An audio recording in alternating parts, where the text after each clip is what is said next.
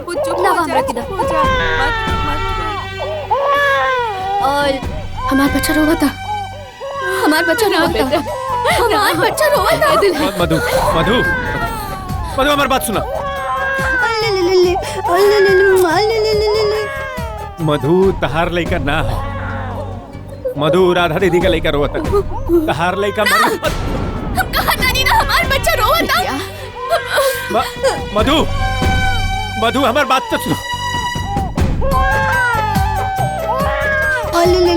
हमरा के देली मधु। बाबू बाबू बाबू बाबू, अरे मेरा बाबू, अरे माँ बाबू, बाबू, अरे आजा आजा आजा, आओ मैं बाबू, आजा आजा आजा।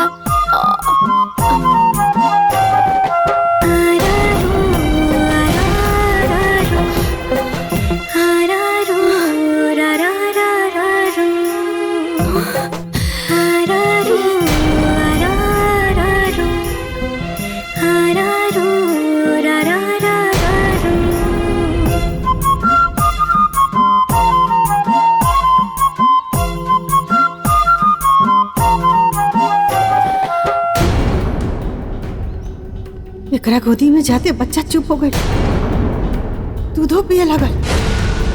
लक्षण ठीक नहीं है, हमरा कुछ ना कुछ करे के पड़ी, एकरा के बच्चा से दूर रखे के पड़ी, ना तो खतरा हो सकेला।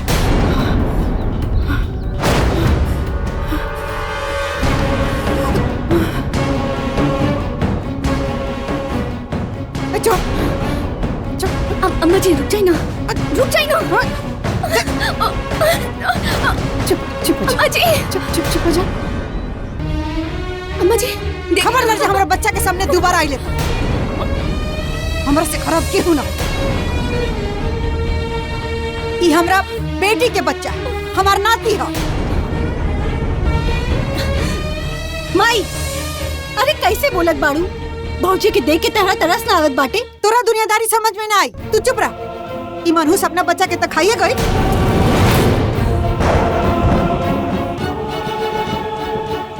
तोरो बच्चा के खा जाए। अपना बच्चा के एकरा से दूर रख, एही में तोर भलाई बा।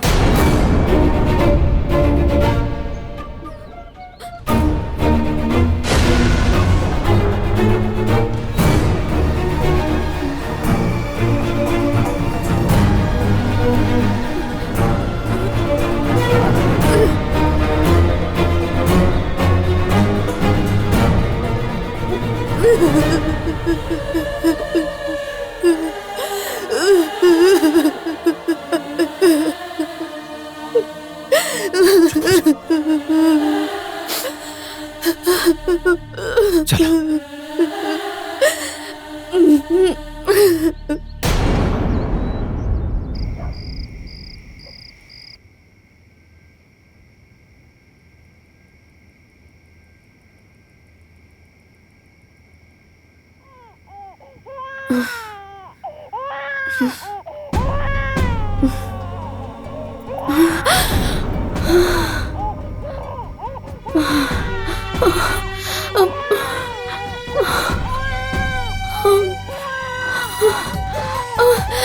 मनहूस अपना बच्चा के तक खाइए गई, तोरो बच्चा के खा जाए। अपना बच्चा के एकरा से दूर रख, एही में तोर भलाई बा।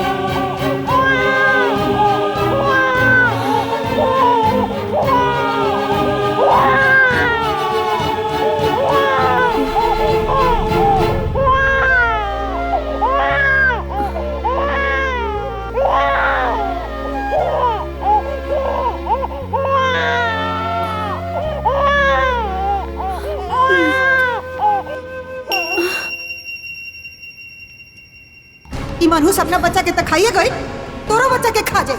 अपना बच्चा के एकरा से दूर रख, यही में तोर भलाई बा।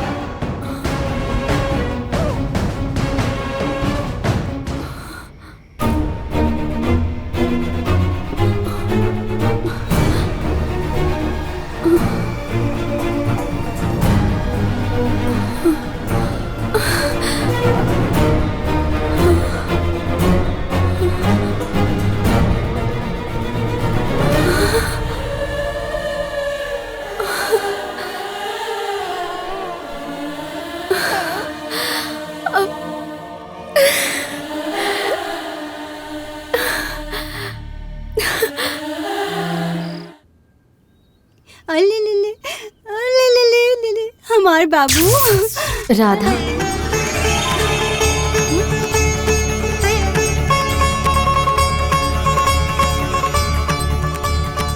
माता आप, प्रणाम। सौभाग्यवती भवा। बच्चे के साथ खुश हो राधा? हाँ माई, हम बहुत खुश बानी। ई बच्चा के अइला से हमार सोनी गोद भरा गई, हमार जिंदगी उजियार हो गई। हम बहुत खुश बानी। और जिसकी गोद उजड़ गई, इस बच्चे के कारण जिसकी जिंदगी में अंधेरा छा गया, उसका क्या? राधा, तुम 2 बार माँ बन चुकी हो और 2 बार संतान को खोने का दुख भी सहन कर चुकी हो। फिर स्वार्थ में पड़कर एक माँ को उसके बच्चे से अलग कर तड़पता हुआ कैसे छोड़ सकती? लेकिन माई, हम तो कुछ ना कईनी। हमार जिंदगी में खुशी आयल, हम समेट लेनी। राधा, मुंह मोड़ लेने से झूठ सच नहीं हो जाता। तुम भी एक माँ हो। माँ के दर्द को समझो। किसी की गोद उजाड़कर अपनी गोद सजा लेना सही बात नहीं है। मधु का बच्चा उसे वापस कर दो। कब तक झूठी खुशी से अपने मन को सजाती रहोगी? उसका बच्चा उसे वापस कर दो। वापस कर दो राधा, वापस कर दो राधा, वापस कर दो राधा, वापस कर दो, वापस कर दो, वापस कर दो राधा, वापस कर दो राधा, वापस कर दो राधा। ए राधा, बाबुआ कहाँ बा? ना झूला में बा ना तेरा बगल में, कहाँ बा? उसका बच्चा उसे वापस कर दो। अरे बोलत का नहीं खे? मुंह फाड़ के सुतल बड़े, भोसा नहीं खे कि लड़का कहाँ बा ना कहाँ गई? उसका बच्चा उसे वापस कर दो। वापस कर दो। रानी! वापस कर दो। वापस। ए दुल्हन, उसका बच्चा उसे वापस कर दो। वापस कर दो राधा, वापस कर दो। बड़की दुल्हन, ए बड़की दुल्हन, बबुआ के का देख भाई? लियो? ओकरा लगे बबुआ है नहीं? के लेके चल गले? ए अम्मा जी रहुआ देखनी छोटका का के? पता, हम ना देखनी। का भइल माई? अरे बबुआ नइखे राधा के लगे, कोनो हाथ गोड़ तो ना होई कि चल के चल गले, कोई ले न गइल होई। जाके देख त बारी। हाँ ठीक बा। हमरा से देखो कहां गइल? रोशन, उसका बच्चा उसे वापस कर दो। ए रोशन, ए रोशन, ए उठ ना। हाँ माई। अरे ई कहां गली तहार महारानी? घर में कहीं नहीं खी। होइया नहीं है कहीं माई। घर में कहीं नहीं के। चल जल्दी देख कहां बिया। भैया दीदी के लेकर देखनी है। बाबूजी दीदी के लेकर नहीं मिलत। चल चल चल आई बाबूजी। मधु, हे भगवान, बाजी बाजी मधु ऐजा नहीं खे। उसका बच्चा वापस बाजी, कर दो राधा। बाजी वापस कर दो। मधु रसोइयों में नहीं उसका खे। बच्चा वापस कर दो राधा, वापस कर दो। उसका बच्चा अरे वापस बाप रे कर दो बाप। राधा। हमरा जन बात के डर रहे हुए हो गए। बच्चा वापस कर दो। अरे भाईल का माई, आखिर भइल का? उसका अरे बच्चा भाई का बा, वापस कर दो राधा। हमरा बबुआ के लेके उकुलछनी भाग गई। घर में नहीं थे। हमार बेटी यहीं खड़ा बिया। कर लड़का लेके भाग गई, पता न कहां लेके गई है दादा। हमार करे माई जब हमार बात तो सुन, लेकिन मधु इतना काहे खातिर करी है? काहे ना करी है? ऐसे करिए कि अपन बच्चा तो खाइए गली, हमरा बेटियों के बच्चा खा जाइए, एक खातिर करी है। बाप रे बाप। हमें कहीं होई खोजल लो। हाँ एक घर में ना हुई है। लता तू और रानी खोजल लो। बाबूजी चल चल चल देखा है? हेने देखत नहीं मधु मधु भाभी हेने नहीं की हेने भाभी उसका बच्चा वापस कर दो राजा, वापस कर दो, वापस कर दो, वापस कर दो, वापस कर दो। मधु का बच्चा वापस कर दो राजा, वापस कर दो, वापस कर दो, वापस कर दो। उसका बच्चा वापस कर दो राजा, वापस कर दो राजा, वापस कर दो राजा, वापस कर दो राजा। मधु का बच्चा वापस कर दो राजा, वापस कर दो, वापस कर दो, वापस कर दो, वापस कर दो, वापस कर दो, वापस कर दो। अरे भगवान कोई नहीं के मिले तो मैं का माँ जी रसोइयों में नहीं के ए बाबूजी देखला हमारा बार ना बेटा होने नहीं के अंदर मत देखला अंदर वो नहीं बा ए भगवान आपका होई हमरा जोन बात के डर रहे हुए हो गई। मैं चुप अरे कहाँ ले गई लोई, अरे कहाँ ले गई हमरा लड़का के दादा। मधु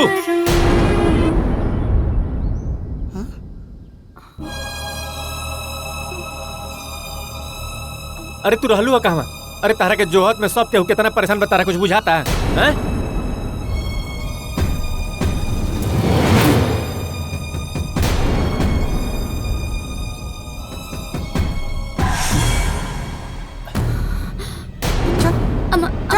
अम्मा जी अम्मा जी लेके खाए गेले हमरा लेके खा मधु हमरा लेके खा जेबे का छोड़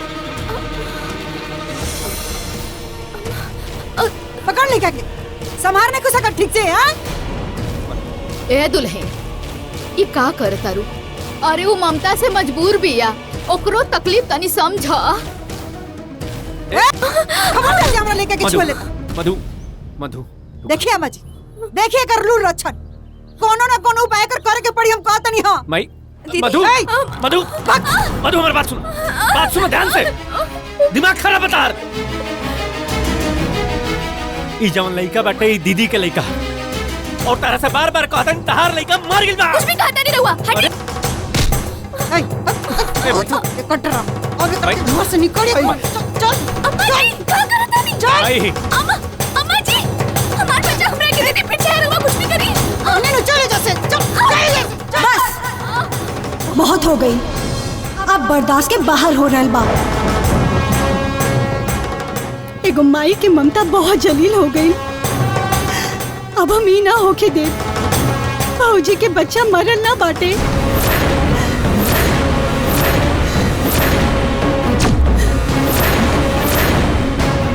बल्कि बाबूजी के बच्चा जिंदा बाटे।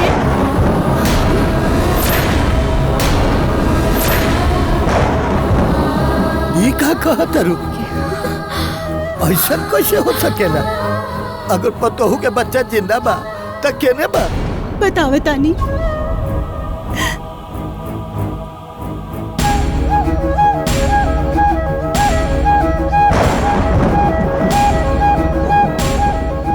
ये बाटे भौजी के बच्चा।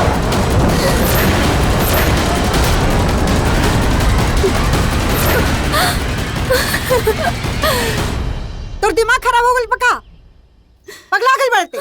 अनाप शनाप बकत रे। अनाप शनाप ना बोलत बानी, बल्कि हम तो बिल्कुल सच बोलत बानी। ए दीदी अब हम पगला जी, तू साफ साफ बताओ कि बात का बटे। हाँ भाई बोल ना। बोल बतावे तानी। डॉक्टर साहब, मधु के बेटा हमरा बेटी के गोद में डाल दी। ये क्या बकवास कर रही हो तुम? 1 लाख, 2 लाख, 3 लाख, 5 लाख, 10 लाख।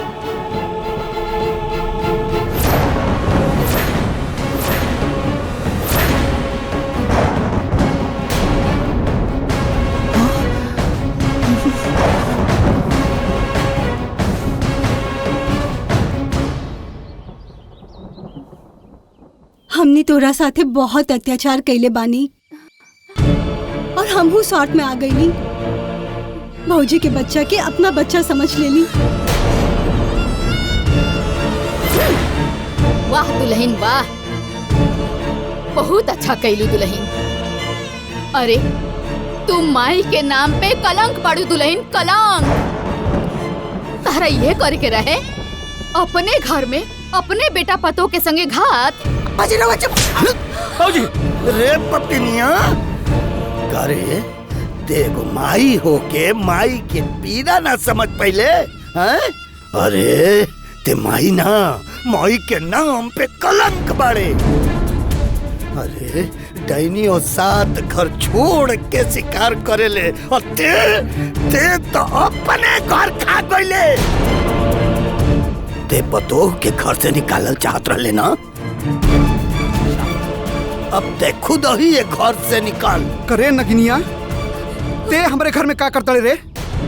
तोरियो घर में कोनो जरूरत नहीं के। चल निकल हमारे घर से, चल निकल। भैया जी निकाला। रुक जाइए, अम्मा जी की और दीदी जी की गलती की सजा माफ कर दी। ना पतो, हमार रास्ता मत रोको। ई कुल खाते नहीं है, घर में रहे लायक नहीं के। एक करनी के सजा आज के मिले के चल। बाबूजी ना बेटी मत रोको। बाबूजी एक बार हमरा खातिर अम्मा जी के दीदी जी के माफ कर दी। ना बेटी ना। बाबूजी रवा के राउत पोता के कसम छोड़ दी भैया जी, छोड़ दी।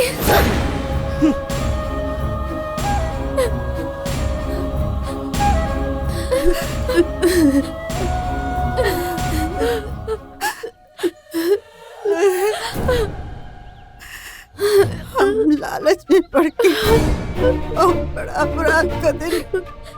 हमरा से बहुत बड़ी गलती हो गई। मधु हमरो के माफ कर दा, हमनी से बड़ गलती हो गई। अम्मा जी रवा हमरे आगे हाथ मत जोड़ी, हमरा आगे हाथ। रवा हमार माँ समान भागी, ऐसा मत करी। दीदी रवा हमरा से माफी मत मांगी, रवा तो हमार बहन है।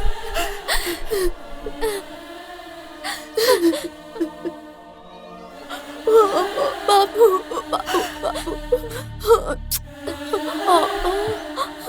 माई, ए, तू हाथ में जोड़ता,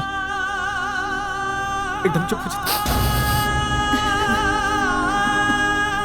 बचपन से लेकर के आज तक ले तू हमके पललू पोसलू, इतना बढ़ गई हमके अनाथ होखला के बावजूद तू हमके माई के प्यार दे लू। माई में हमारे खून के का दोष रहे भाई, का दोष।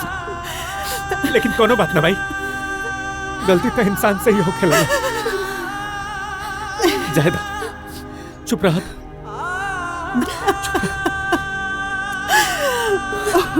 भौजी हमरा आंख में ममता के पर्दा पड़ गई रहे। हमरा से बहुत बड़ गलती हो गई। हमरा के माफ कर दी भौजी, हमरा के माफ कर दी। हमरा से बहुत बड़ पाप हो गई, हमरा के माफ कर दी। रवा जोन भी कहीं ममता के कारण कहीं, रवा माफी मत मांगी। जैसे रवा हमार गोदी भर देनी ना, वैसे हम छठ माता से राउर खातिर विनती करो। छठी मैया राउर गोदी जल्दी भरते। हे छठी मैया, हमरा दीदी की गोद जल्दी भर दी, जल्दी भर दी। आपके भक्त ने तो आपको बहुत बड़ी दुविधा में डाल दिया माथे। अब आप क्या करेंगी? भक्त की इच्छा जरूर पूरी करनी पड़ेगी।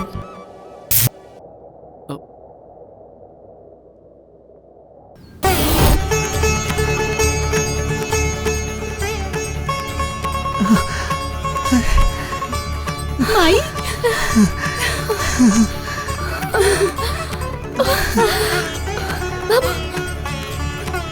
इस दुनिया में आज तक सभी लोग अपने बारे में मांगते हुए आए हैं। तुम मेरी पहली भक्त हो जो दूसरे के लिए मांग रही हो। तुम्हारी ये मनोकामना अवश्य पूरी होगी।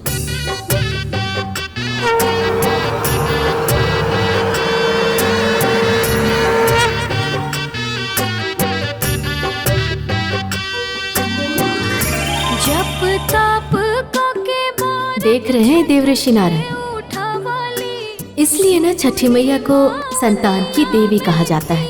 नारायण नारायण, जय छठी मैया। जय हो छठी मैया। छठी मैया की जय।